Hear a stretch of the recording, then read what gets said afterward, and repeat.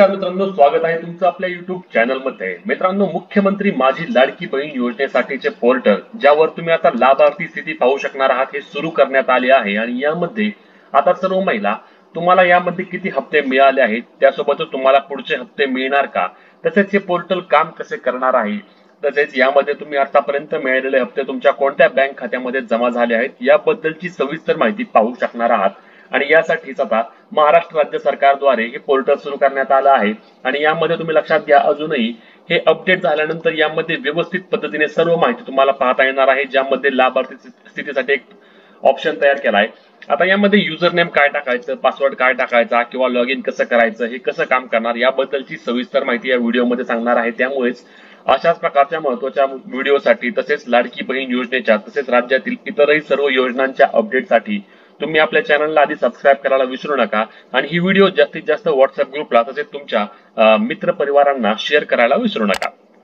तर मित्रांनो, यामध्ये तुम्ही वेबसाईट कोणती आहे तर बघा, टेस्ट, तुम्ही गुगलवर सर्च काय करायचं आहे, टेस्ट testmmlby.mahait.gov.in ही मुख्यमंत्री माझी लाडकी बहीण योजनेच्या पोर्टलसाठीची एक वेबसाईट राज्य सरकारद्वारे सुरू करण्यात आली आहे।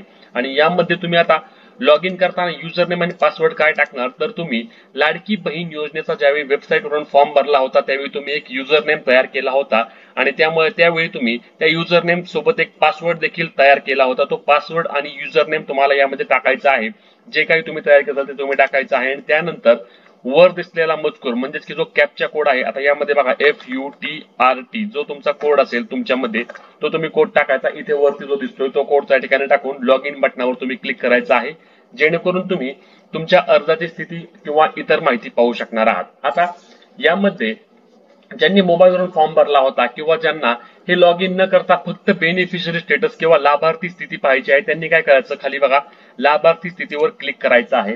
हे क्लिक केल्यानंतर ज्याप्रमाणे आपल्याला पीएम किसान अथवा नमो शेतकरी योजनेचा आपल्याला स्टेटस पाहण्यासाठी रजिस्ट्रेशन नंबर आणि मोबाईल नंबरने लॉग इन करता येतं, त्याच पद्धतीने यामध्ये देखील रजिस्ट्रेशन नंबरचा आणि मोबाईल नंबरचा असे दोन ऑप्शन यामध्ये तुम्हाला देण्यात आले आहेत। तसेच वरती जर तुम्हाला रजिस्ट्रेशन नंबर माहिती नसेल तर नो योर रजिस्ट्रेशन नंबर म्हणून इथे ग्रीन कलर मध्ये जो आपल्याला रेक्टँगल दिला आहे त्या रेक्टँगल वर आपण क्लिक करून आपला रजिस्ट्रेशन नंबर देखील यामध्ये काढू शकणार आहात। यावर तुम्हाला नो योर रजिस्ट्रेशन नंबर वर क्लिक करायचं आहे। आणि यामध्ये देखील तुम्हाला परत दोन पर्याय दिले आहेत, ज्यामध्ये तुम्ही ज्या मोबाईल नंबर वरून फॉर्म भरला होता तो मोबाईल नंबर टाकू शकता, अथवा आधार नंबर देखील तुम्हाला यामध्ये पर्याय दिला आहे।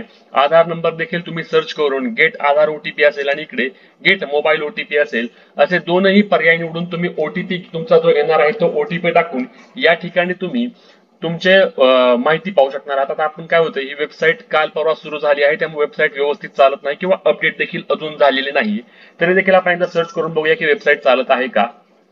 यामध्ये तुम्ही तुमचा जो मोबाईल नंबर दिला तो मोबाईल नंबर यामध्ये टाकून जो ओटीपी जो तुमचा कॅप्चा कोड आहे तो कॅप्चा कोड या ठिकाणी टाकून गेट मोबाईल ओटीपी वर क्लिक करणार आहात।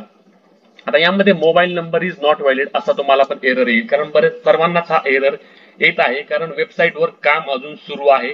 लक्षात घ्या, हे पोर्टल नव्याने सुरू होत आहे। येत्या काही दिवसांमध्ये आता महाराष्ट्र राज्यात नवीन सरकार स्थापन झाले आहे आणि संबंधित विभागाला या वेबसाईटवर काम करण्याचे देखील आदेश देण्यात आले आहेत, ज्यामुळे आता लवकरच तुम्ही सर्व तुमचा स्टेटस पाहू शकणार आहात। तसेच तुम्हाला पुढील हप्ते मिळणार का नाही याबद्दलची देखील माहिती यामध्ये दिली आहे। तसेच आजवर तुम्हाला जमा झालेले हप्ते तुमच्या कोणत्या बँक अकाउंटला जमा झाले आहेत, कोणत्या तारखेला जमा झाले आहेत किंवा तुम्हाला जमा न झाले असल्यास त्याचे कारण काय आहे याबद्दलची देखील सर्व माहिती तुम्ही या पोर्टलद्वारे पाहू शकणार आहात। त्यामुळे एक अत्यंत महत्त्वाचे पोर्टल असणार आहे।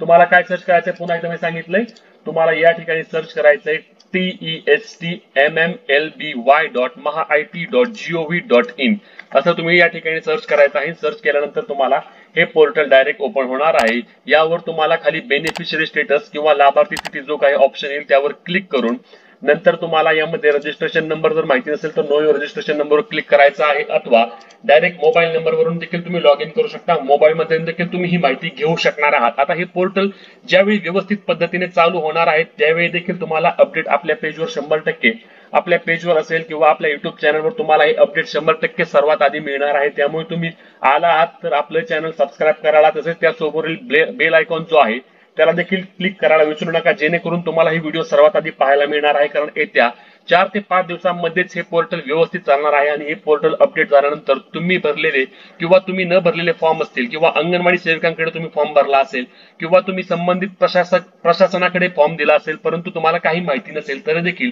मोबाईल नंबरवरून तुम्ही तुमचा रजिस्ट्रेशन नंबर काढू शकणार आहात आणि हा रजिस्ट्रेशन नंबर काढून तुम्ही योग्य पद्धतीने तुमचा सर्व स्टेटस यामध्ये पाहू शकणार आहात। त्यामुळे कुठल्याही प्रकारची काळजी करण्याची तुम्हाला आवश्यकता नाही। ही अत्यंत महत्त्वाची माहिती तुम्ही लक्षात घ्यायची आहे आणि याबद्दल अपडेट आल्यानंतर सर्वात आधी तुम्हाला पाहायला मिळणार आहे। तुर्तास आता एवढं लक्षात घ्या की मुख्यमंत्री माझी लाडकी बहीण योजनेसाठी आता नवीन पोर्टल सुरू करण्यात आले आहे आणि या पोर्टलद्वारे तुम्ही आता सर्व माहिती तुमची लवकरच पाहू शकणार आहात। हे पोर्टल महाराष्ट्र महिला व बाल विकास विभागाच्या द्वारे सुरू करण्यात आले। हे अपडेट अजून झाले नाही। यामध्ये बघा देवेंद्र फडणवीस यांच्या नावाखाली माननीय उपमुख्यमंत्री लिहिलंय, हे आता मुख्यमंत्री पाहिजे आणि एकनाथ शिंदे यांच्या नावाखाली माननीय उपमुख्यमंत्री येईल आणि हे पोर्टल आता अपडेट करण्याचं काम आजपासून सुरू करण्यात आलं आहे आणि येत्या 2 ते 3 दिवसांमध्येच हे पोर्टल अपडेट होऊन तुम्हाला याबद्दलची सविस्तर माहिती आम्ही देणार आहोत। त्यामुळे चॅनल सबस्क्राईब करायला विसरू नका। भेटूया पुढच्या व्हिडिओमध्ये, तोपर्यंत जय महाराष्ट्र।